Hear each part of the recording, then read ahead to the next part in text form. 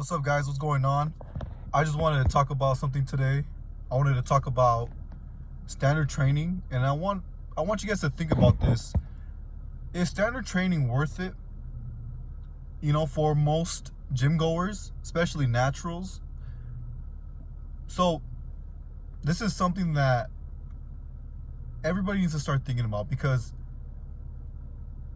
are we just going to accept the fact that standard training is going to be a very slow and steady process for myofibrillar growth, right? And that's not necessarily bad. It's not necessarily bad that it's going to be slow and steady. I mean, that's how you should always see your progress, your training, is that it's going to be slow and a continuous growth. But are we just going to accept the fact that that's the only way to train, to build actual muscle? And I don't mean muscle like sarcoplasmic hypertrophy with myofibral hypertrophy, but I'm just talking about strictly myofibral hypertrophy, because that's the muscle that we actually want. We don't go to the gym thinking as a beginner like, I'm training to put fluid inside my muscle. I don't think that's what people in the gym think. I think people in the gym are thinking, I'm here in the gym to grow my actual muscle tissue. And everybody's completely unaware of the two different types of hypertrophy, the myofibral and the sarcoplasmic. So if you guys don't know already, what is the difference between the two hypertrophies? With sarcoplasmic, it's going to be fluid that you're pumping inside the muscle. You're increasing your glycogen storage. It's going to be water in there, glycogen, other substrates. And with myofibrillar hypertrophy, you're going to actually be building the myofibrils, the sarcomeres in series and in parallel, the actual contractile tissue. So does standard training, will it max out, or will it have a higher potential for growth for your myofibrils? No. And the only reason is because it's not damaging enough to your muscles. It's not going to damage your myofibrils enough to trigger a strong enough growth response that's going to require satellite cell activation. And with the satellite cell activation, they donate their myonuclei. I've said this in my previous video, one of them. Those myonuclei are like workers inside your muscle that build the muscle and give it more potential, pretty much, in layman's terms. Obviously, you need to stay in a positive nitrogen balance to assist those myofibrils, or to just grow your muscle. You need protein, obviously. But how standard training falls short of this is that when you're lifting a weight, you're using one weight for both phases of the lift, for the concentric and the eccentric. And when you're doing standard training, and say you have a rep goal of 10 reps, you're going to fail concentrically on that 10th rep, even though you're going to be able to handle more eccentrically. Say you do 10 reps, you fail on the 10th rep on a curl. Okay, you can't bring it up to more. Your muscles on the eccentric, you could probably pump out another 10 reps on that. So there's some missing potential with just stopping at 10 reps.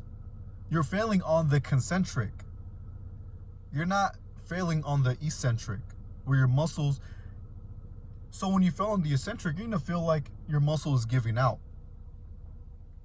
You're going to lose strength. And that's how you're going to know that you've failed eccentrically. You get what I'm saying? Obviously, I've experienced this with standard training and eccentric overload training. Standard training, you fail on the concentric. But with eccentric overload training, you fail on the eccentric. So let's start thinking about this. Standard training, you fell on the concentric. You're putting more effort in the concentric. Have you ever noticed people in the gym, when they do a bench press, say they're benching and they're going for 10 reps, they have 2 plates on, they're repping it out. You're always going to notice most of their effort is on the concentric. They're trying to push that weight up, trying to get more reps, and they kind of fly through the eccentric. And that goes with anything. Lat pull downs, bicep curls, their triceps, they're always, everybody in the gym is flying through the eccentric. Even though the eccentric is what causes muscle damage for myofibrillar hypertrophy. It's going to stimulate muscle damage. So when you train and you're doing standard training, that's what you have to keep in mind. You're not going to be maximizing myofibrillar growth. You're going to be maximizing sarcoplasmic growth because you're doing concentric. You're doing concentric based training. And you're just pumping fluid inside the muscles pretty much. Yes, people will argue, okay, you do standard training, you still get a little sore. And you're able to pretty much hit a muscle twice a week. They're favoring frequency and volume. Even that won't damage the muscle enough like eccentric overload can. Yes, you're damaging your muscles once a week with eccentric overload, but it's damaged longer than standard training. You're triggering a stronger growth response that requires satellite cell activation. It forces satellite cell activation to donate its myonuclei. Standard training probably will do this, but very slow. So with eccentric overload training, you're pretty much forcing your body to grow. You're pretty much forcing your muscles to grow. Because not only, well, let me rephrase this. Well, people think, okay, well, if you're going to do heavy weight, you can only do it for low reps. Because you're not going to be able to lift that weight anymore, say more than 5 reps. Well, that's the beauty of eccentric overload. You're staying in the bottom range. You cannot do a rep for a full concentric. You stay in the bottom range and you do rapid reps in the bottom, causing muscle damage. When you fail, you can always assist yourself. Always assist yourself so you eke out more in the eccentric. So essentially, you're getting past the limit of, yes, I do high weight, but I'm doing low reps. You're pretty much with eccentric overload doing high reps, high weight, peak mechanical tension. Mechanical tension is associated with muscle damage. Muscle damage triggers a growth response, a repair and remodel response. You stay in a positive nitrogen balance. Your muscles repair and recover and supercompensate, come back thicker, stronger, more dense, and you're more resilient to further damage because of the repeated bout effect. So you have to get past this effect again. Now, with standard training, are people really getting past the repeated bout effect? Their training is not damaging enough to get past it. I couldn't tell you how many times I've trained back doing standard training. My back, biceps, triceps, shoulders were never sore. At some point, I just thought when you become advanced enough, you're not going to be sore anymore. And I didn't know that was because I wasn't getting past the repeated bout effect, or I wasn't expanding the myonuclear domain size limit. And I couldn't figure out why I wasn't making any gains.